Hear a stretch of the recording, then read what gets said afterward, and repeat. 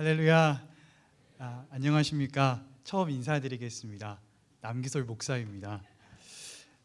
저는 지난 목사님께서 말씀해 주셨던 것처럼 지난 5월 3일 밴쿠버에서 진행된 미주자치연회에서 목사 안수를 받았습니다.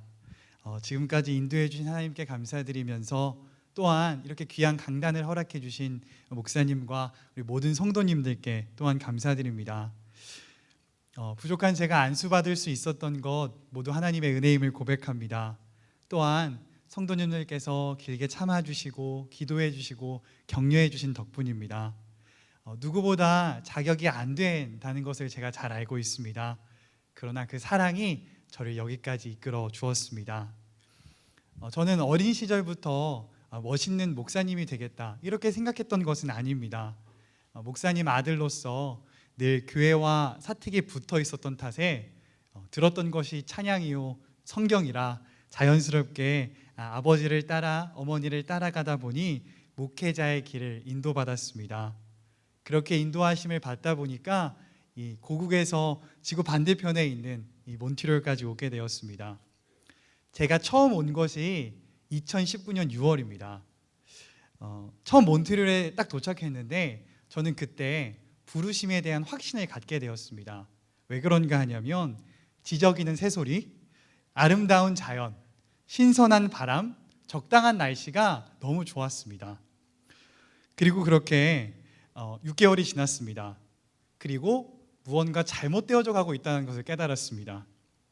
햇빛은 볼 수 없는 어둑한 날씨, 앞이 보이지 않는 눈보라가 마치 저의 앞길만 같았습니다.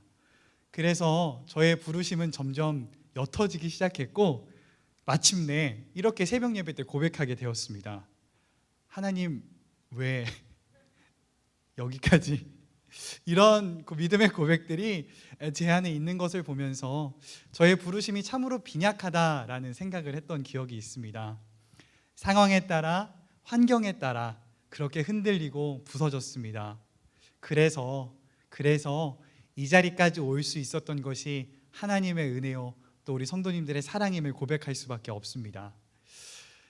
하나님이 우리를 부르셔서 은혜를 누리도록 하는 것을 소명이라고 합니다. 그리고 부르신 후에 하나님께서는 이 땅에서 하나님의 뜻을 이루어드리기 위해서 명령하시는데 그것을 우리는 사명이다 이렇게 말합니다. 이 자리에서 예배하는 우리 모두는 하나님의 소명과 사명을 받은 사람들입니다. 그러나 우리의 첫 번째 소명과 사명의 감격은 일상 속에서 점점 무뎌져 가는 것을 느낄 수 있습니다.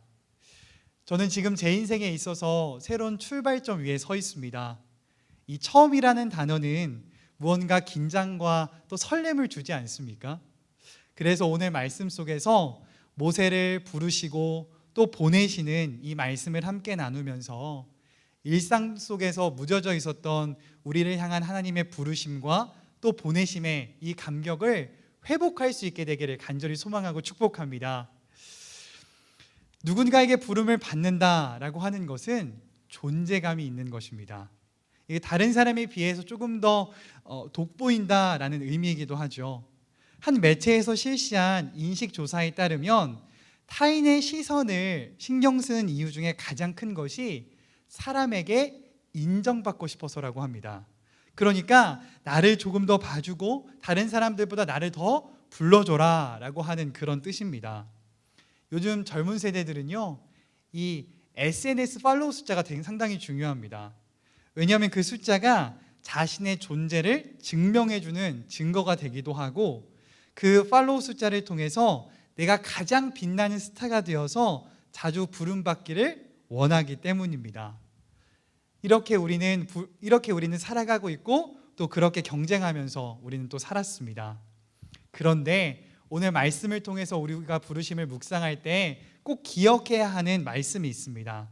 하나님이 부르시는 방식은 다르다 하는 것입니다. 모세는 이집트의 왕자였습니다. 스데반은 사도행전에 가보니까 모세가 애굽의 모든 지혜를 배웠다 이렇게 말합니다. 그러니까 그는 그 당시 사회에서 가장 높은 계급과 지식과 부를 가지고 있던 사람이었습니다.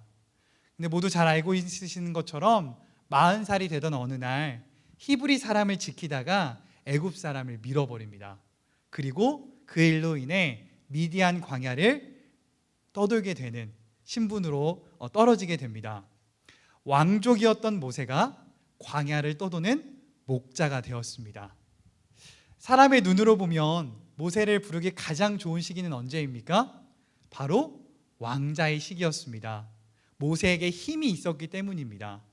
모세가 왕자라고 하는 이 정치적인 힘을 가지고 바로왕과 아마 협상을 했다면 더 큰 힘을 발휘했었을지도 모릅니다.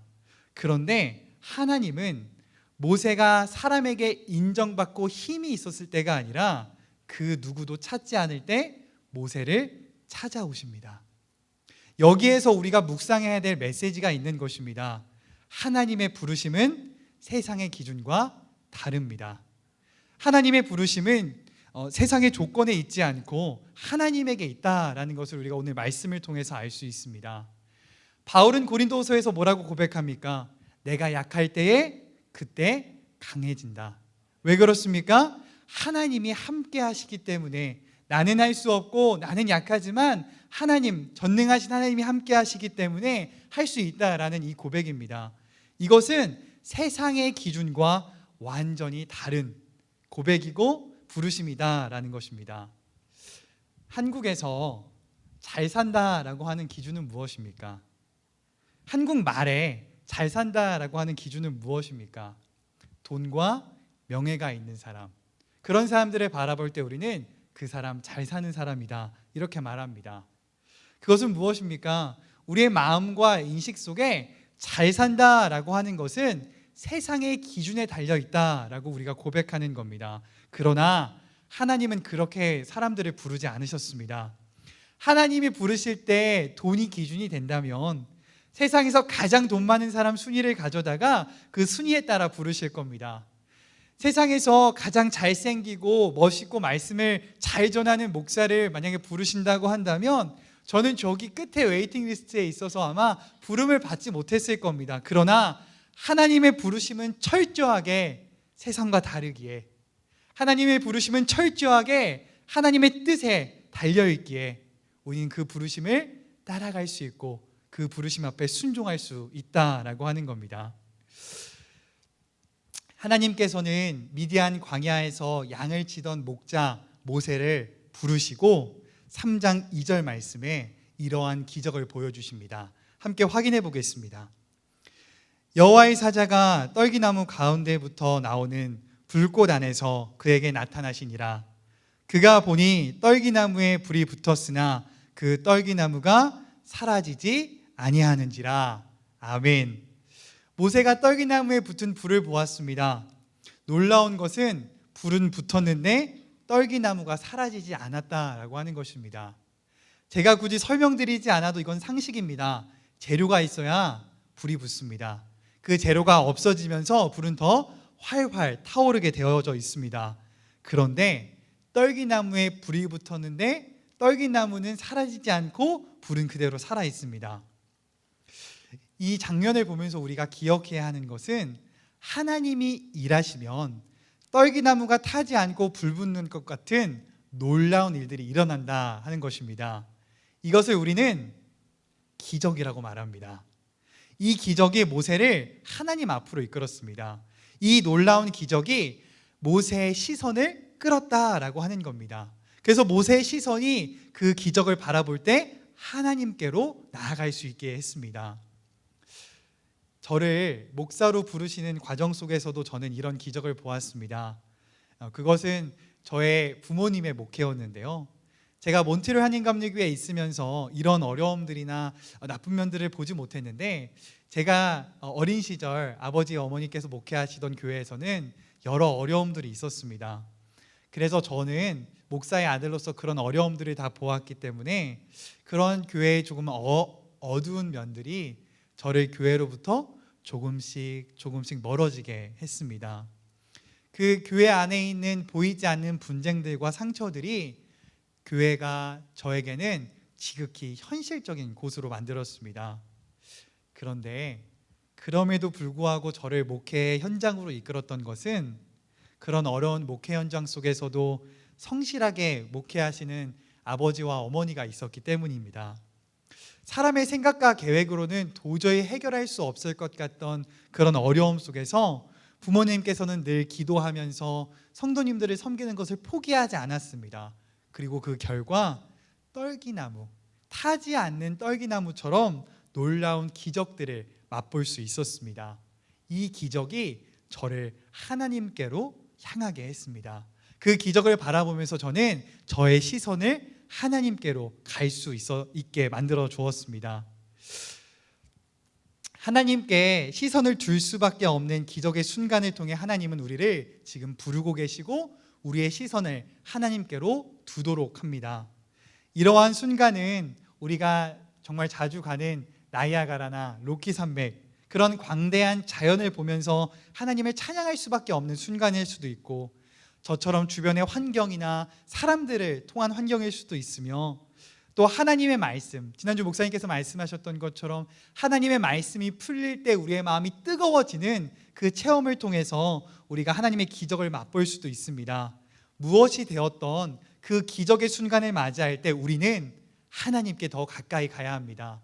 그 기적의 순간을 맛보았을 때 우리의 시선은 세상이 아니라 하나님께로 가야 한다는 것을 우리가 오늘 말씀을 통해서 알 수 있습니다. 기적의 순간을 맛보았다면 하나님께로 한 걸음 더 나아갈 수 있는 우리 모든 성도님들 되시기를 축복합니다. 모세는 이 기적을 더 가까이 보기 위하여 한 걸음 한 걸음 하나님께로 나아갑니다. 그리고 하나님께서 모세를 부르십니다. 모세야, 모세야. 성경에는 모두 다 이유들이 있습니다. 모세를 한 번 부르시는 것이 아니라 두 번 불렀다라고 하는 것에서도 분명히 하나님의 마음이 있는 것입니다. 하나님께서는 모세를 정확하게 타겟팅해서 모세야, 모세야 라고 부르고 계십니다. 그리고 모세가 이렇게 대답합니다. 네, 하나님, 내가 여기에 있습니다.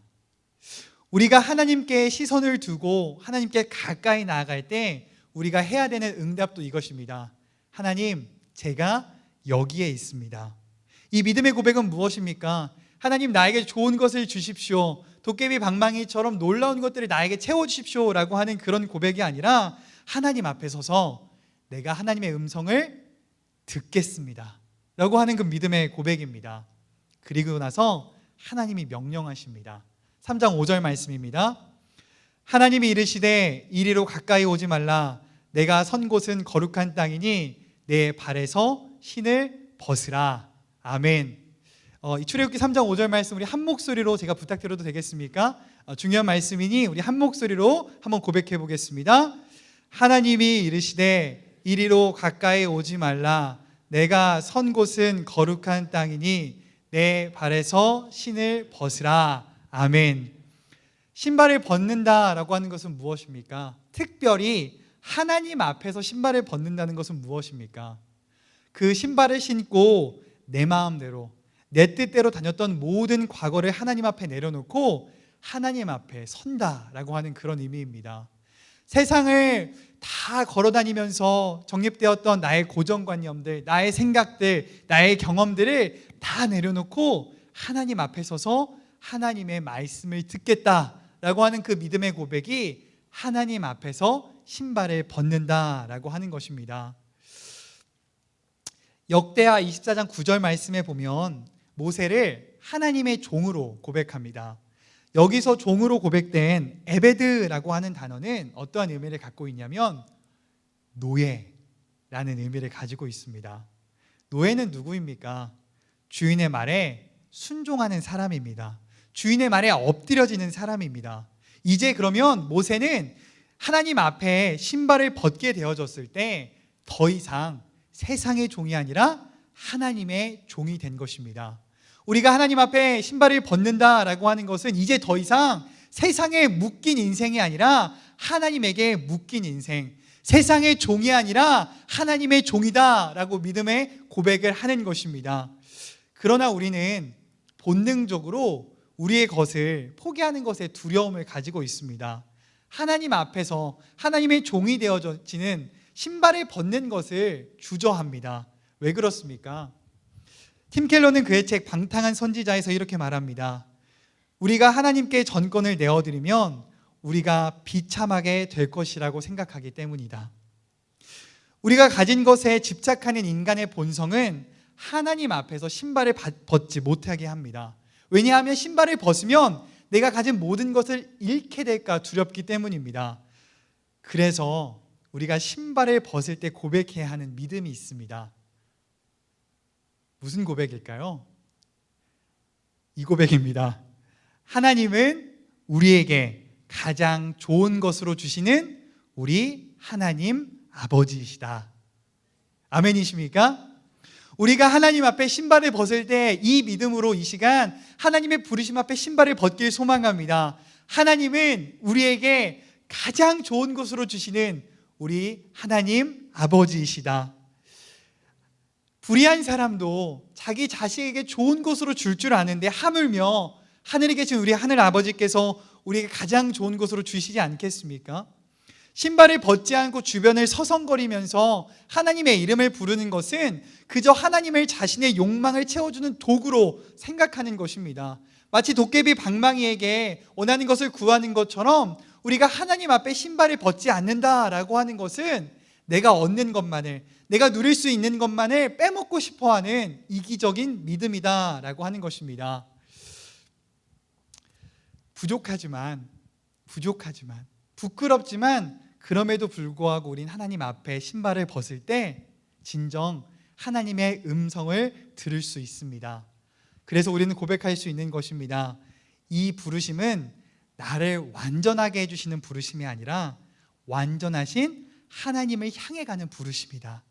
우리는 부족하지만 하나님 앞에 나아갈 수 없지만 신발을 벗지 못해서 서성이고 있는 믿음이지만 그럼에도 불구하고 우리가 신발을 벗을 때 나를 완전해서 내가 잘해서 내가 완전해지기 위해서가 아니라 완전하신 하나님께로 나아가는 부르심이다라고 하는 것을 우리가 이 시간에 고백하길 소망합니다. 그래서 시편 기자는 이렇게 고백합니다. 일어나 우리를 도우소서. 주의 인자하심으로 말미암아 우리를 구원하소서. 이 시간 우리는 신발을 벗고 하나님 앞에 나아오라는 하나님의 부르심 앞에 서 있습니다. 이 시간 우리에게 가장 좋은 것으로 주시는 하나님 아버지를 믿는 믿음으로 우리의 신발을 기꺼이 벗어 던지고 하나님 앞에 나아갈 수 있는 우리 모든 성도님들 되시기를 주님의 이름으로 축복합니다. 목사님께서 계속해서 지난주일과 지지난주에 강조하시는 말씀 중에 하나인데요, 성경에서 하나님의 음성을 듣고 부름받은 수많은 선배들이 있습니다. 그런데 이 부름을 받은 선배들의 공통된 특징이 있습니다. 무엇인지 아십니까? 죄송합니다. 제가 청년부 예배 때는 계속해서 질문을 하다 보니까 저도 모르게 장로님들도 계시고 한데 질문을 하고 있습니다. 그럼에도 불구하고 이 질문 앞에 한번 마음속으로 대답해 보지 않으시겠습니까? 수많은 믿음의 선배들이 성경에 기록되어져 있습니다. 그런데 그 선배들의 공통적인 특징이 있습니다. 그것은 하나님의 부르심과 더불어 보내심을 받았다라고 하는 겁니다. 하나님은 하나님의 사람들을 부르신 후에 우리가 이 땅에서 어떻게 살아가야 하는가, 그리고 이 땅에서 어떻게 하나님의 뜻을 실현시킬 수 있는가에 대한 비전을 심어주시면서 하나님께서는 다시 보내주신다라고 하시는 겁니다. 그래서 우리는 그것을 목숨을 바쳐서 해야 할 일, 사명이다, 그렇게 고백합니다. 하나님께서는 모세를 부르신 후에 보내주시는데요, 무엇으로 보내시는지 출애굽기 3장 9절 말씀과 10절 말씀을 통해서 말씀해 주십니다. 3장 9절 말씀입니다. 이제 가라. 이스라엘 자손의 부르짖음이 내게 달하고 애굽 사람이 그들을 괴롭히는 학대도 내가 보았으니. 10절입니다. 이제 내가 너를 바로에게 보내어 너에게 내 백성 이스라엘 자손을 애굽에서 인도하여 내게 하리라. 아멘. 하나님께서는 모세를 부르신 후에 애굽에 가서 이스라엘 백성들을 데리고 나오라라고 하시면서 모세를 보내십니다. 우리에게 주신 사명은 무엇입니까? 우리가 하나님 앞에 부름을 받은 사람들이다라고 고백한다면, 우리에게 똑같이 또 우리에게 사명을 주신다라고 한다면 우리의 사명은 무엇입니까? 우리의 사명이 무엇인지 점검하기 위해서 모세가 왜 이스라엘 백성에게 보내졌는가를 우리가 확인해 보면 좋을 것 같은데요. 출애굽기 2장 24절과 25절 말씀에 그 답이 담겨져 있습니다. 우리 함께 한 목소리로 고백하겠습니다. 시작. 하나님이 그들의 고통 소리를 들으시고 하나님이 아브라함과 이삭과 야곱에게 세운 그의 언약을 기억하사 하나님이 이스라엘 자손을 돌보셨고 하나님이 그들을 기억하셨더라. 아멘. 하나님이 왜 모세를 보내셨습니까? 하나님이 그들의 고통 소리를 들으셨기 때문입니다. 그것을 들으시고 이스라엘 백성들을 구원하겠다고 뜻을 세우셨기 때문입니다. 그래서 우리는 알 수 있습니다. 하나님께서 보내시는 곳은 하나님의 마음이 있는 곳이다 라고 하는 겁니다. 하나님께서는 하나님의 마음이 있는 곳으로 사명자들을 보내십니다. 하나님께서는 하나님의 마음이 있는 곳으로 우리를 보내신다라고 하는 겁니다. 철학자의 신학 수업을 쓴 강연한 교수는 이렇게 말합니다.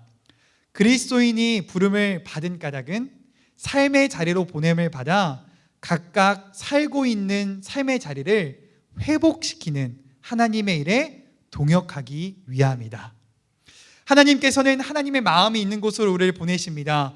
그리고 그곳에서 하나님의 뜻을 전달하며 그 삶의 자리에서 하나님의 사랑으로 그 자리를 회복시키기 원하십니다. 우리는 하나님의 뜻이 어디에 있는지 보아야 합니다.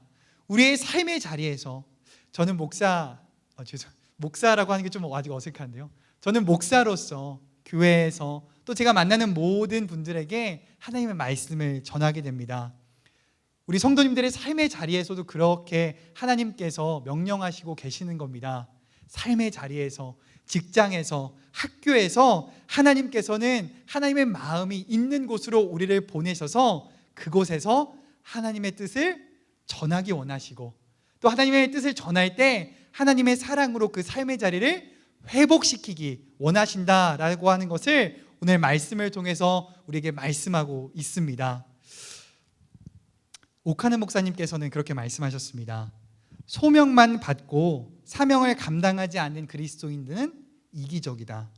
왜냐하면 내 것만을 구하고 내 것만을 누리기 원하기 때문입니다. 우리는 예배를 통해 하나님의 마음을 회복합니다. 그리고 각자의 삶의 자리로 다시 파송받습니다. 오늘 모세를 보내시는 우리 하나님 아버지의 마음을 깨닫고 우리도 하나님의 마음을 품고 파송되어질 삶의 자리에서 하나님의 뜻을 전달하고 그곳에서 하나님의 사랑으로 회복시킬 수 있는 귀한 은혜가 있기를 축복합니다. 보내어진 곳에서 우리가 해야 될 한 가지가 더 있습니다. 그것은 무엇이냐면 기대하는 것입니다. 3장 8절의 말씀의 시작을 보면 이렇게 말씀하시거든요.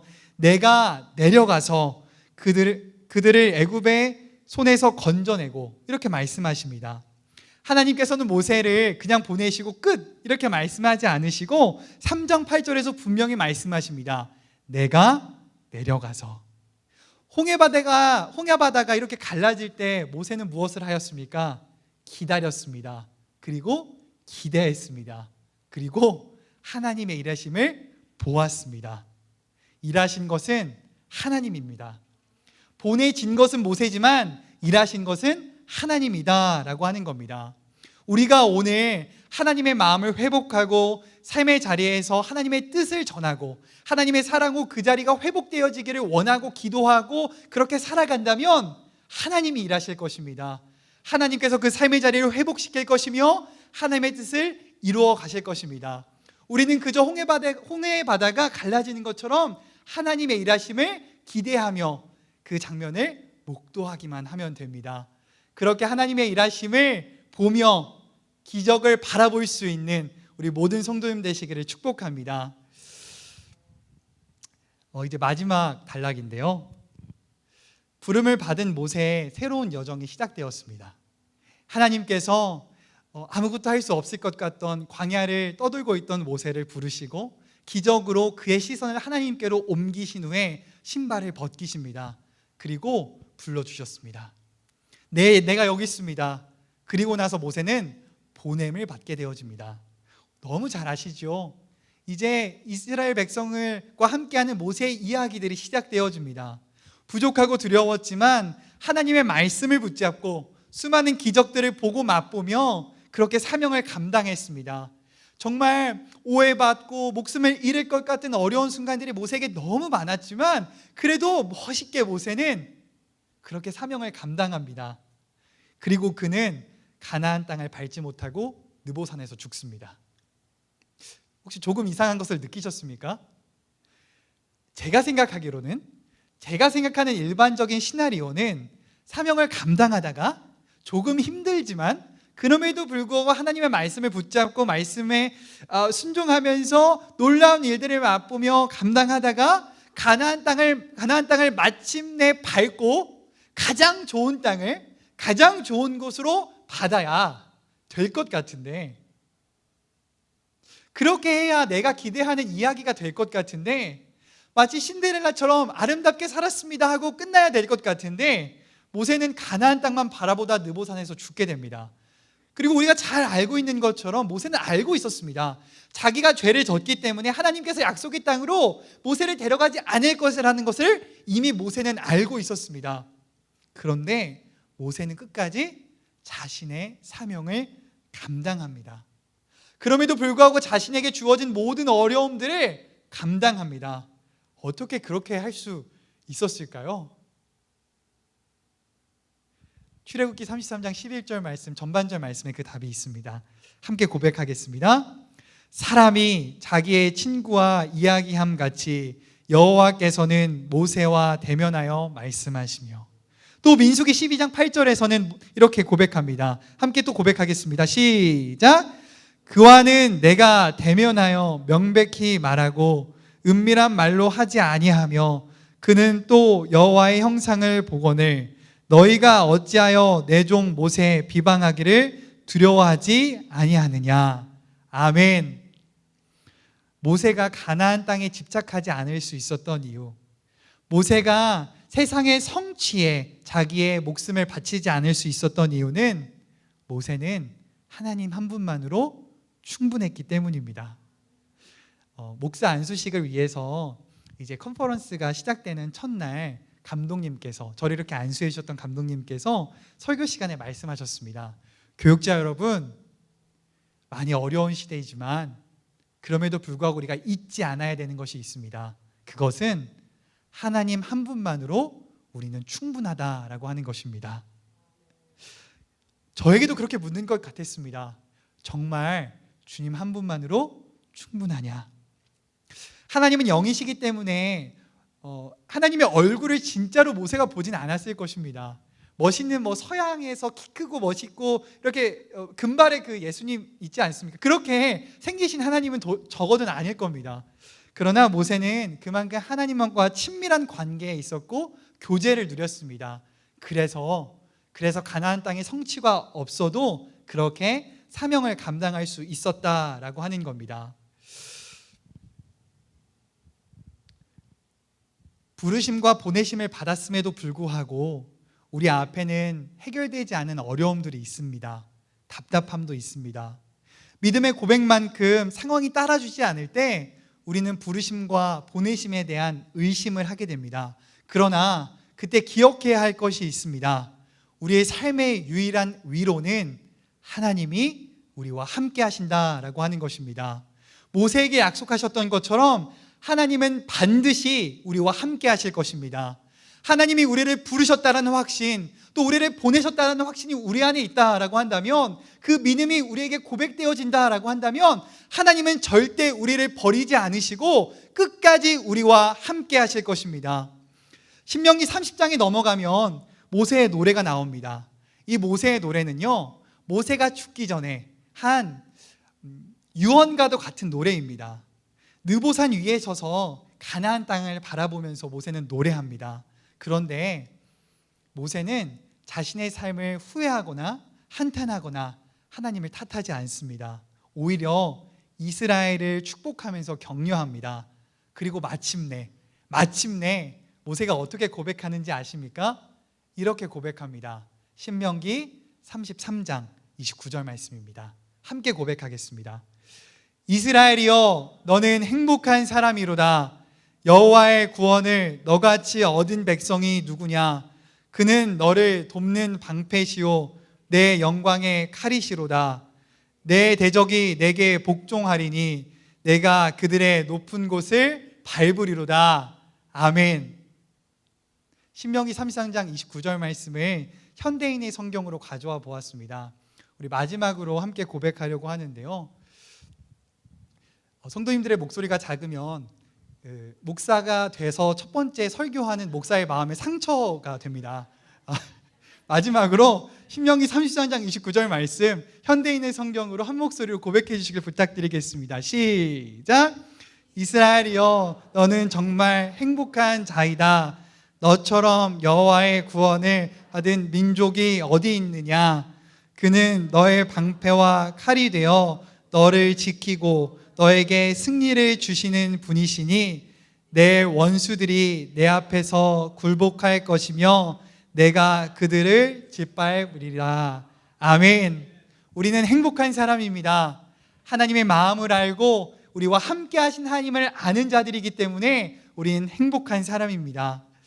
조건과 환경 때문이 아니라 성취와 소득 때문이 아니라 하나님 때문에 행복할 수 있는 우리 몬트리올 한인감리교회 되길 소망합니다. 저 또한 목사로서 교회의 크기와 사역의 크기, 재정, 그리고 명예, 사람의 인정 때문에 행복해하지 않겠습니다. 하나님이 나를 부르셨다는 감격, 그리고 하나님의 마음이 있는 곳을 향해 가는, 또 그곳에서 하나님의 일하심을 기대하는 그 감격으로, 또 어려움 속에서도 하나님이 나와 함께 하신다는 위로로 걸어가야 할 길을 걸어가겠습니다. 감리교 운동을 시작한 존 웨슬리 목사님의 유언으로 오늘 말씀을 마치려고 합니다. 이미 담임 목사님을 통해서 여러 번 강조되었던 말씀이라 여러분께서 아실 것 같은데요. 존 웨슬리 목사님은 그의 사역을 모두 마친 후에 이렇게 고백하고 숨을 거둡니다. 가장 좋은 것은 하나님이 나와 함께 하시는 것이다. 우리의 믿음의 고백이 부름을 받고 보냄을 받고 하나님이 함께 하신다는 것을 아는 우리가 오늘 이 자리에서 이 믿음의 고백을 가지며 세상 속에서 살아가시길 축복합니다. 가장 좋은 것은 하나님이 우리와 함께 하신다는 것입니다. 아멘. 기도하겠습니다.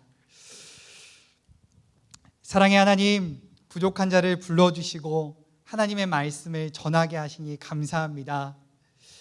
우리를 부르시는 것, 나의 힘과 나의 능력과 내가 할 수 있는 것 때문에 나를 부르신 것이 아니라 하나님의 뜻이 있기에 나를 부르신 것인 줄 압니다.